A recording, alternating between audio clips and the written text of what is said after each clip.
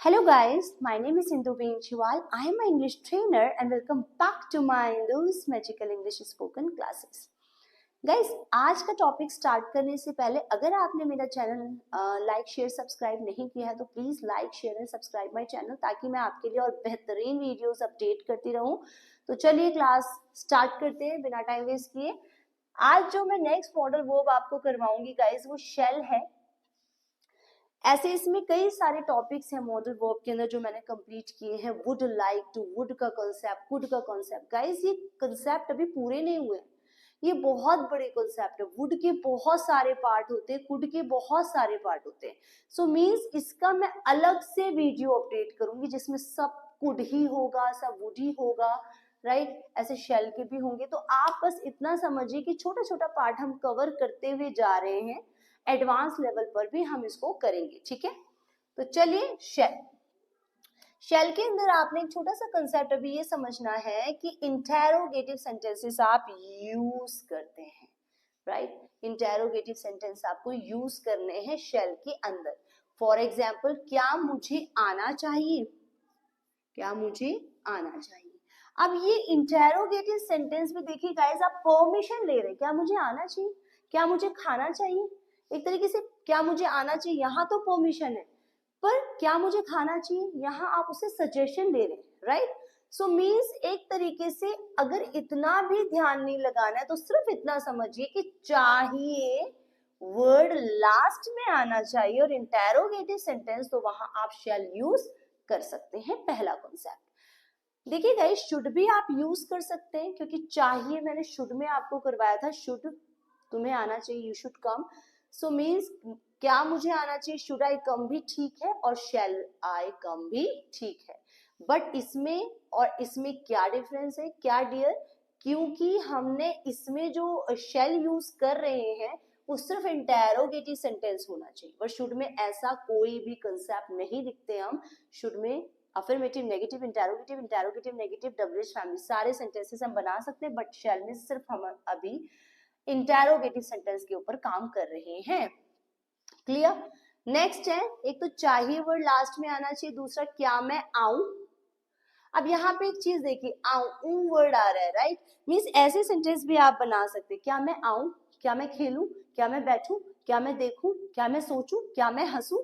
Means इस sentence के लिए भी आप शैल यूज कर सकते हैं। क्या मैं आऊं, शैल आई कम, क्या मैं जाऊं, शैल आई गो, क्या मैं देखूं, शैल आई। तो मीन्स आप यूज कर सकते हैं। क्या मैं टीवी देखूं, शैल आई वॉच टीवी। मीन्स आप इतना समझिए कि और चाहिए एक बच्चे की तरह अगर हम समझे इस चीज को, तो चाहिए और वर्ड लास्ट में आना चाहिए, that is connected to your shell.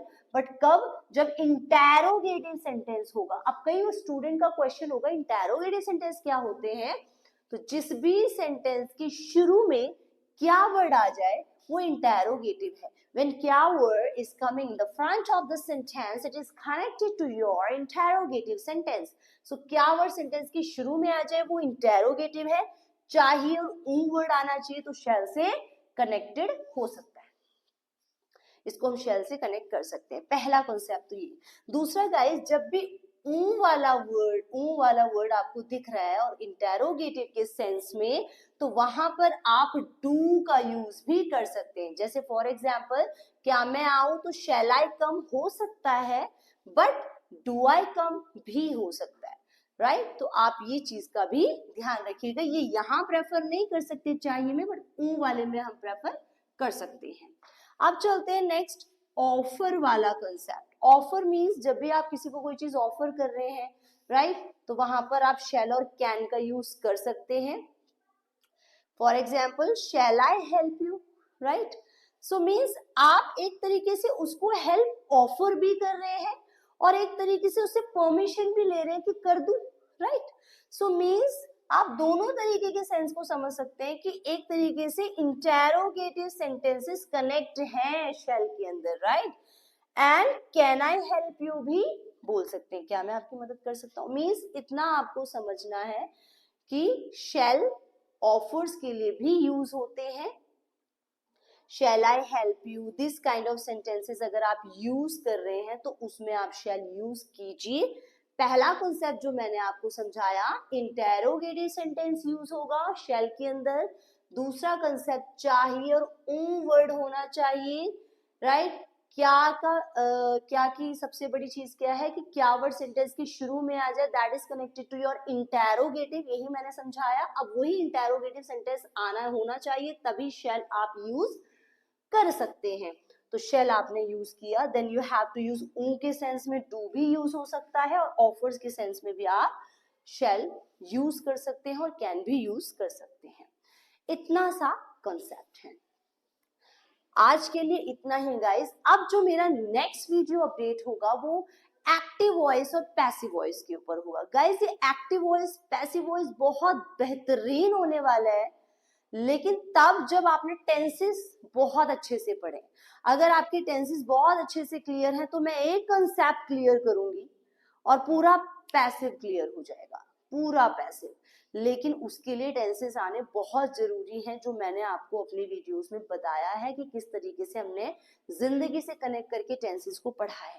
देखिए रट्टे मारकर आप कब तक चीजें डन कर पाएंगे, और पैसिव में कितने रूल्स रट्टे मारेंगे, फिर टेंसेस में भी आपने रट्टे मारे। तो टेंस भी मैंने जिंदगी से कनेक्ट करके सिखाया। आप पहले टेंस देखिए, उसके बाद पैसिव आप समझेंगे तो चीजें बहुत आसानी से क्लियर हो जाएंगी। सो आज के लिए इतना ही। मैं फिर कहूंगी please like share and subscribe my channel. So आज के लिए इतना ही रखेंगे। Good luck guys, thank you so much for giving your precious time. Keep learning, keep studying, keep smiling, be happy all the time. मुस्कुराते रहिए, खुश रहिए। Have a blossoming day. Thank you so much.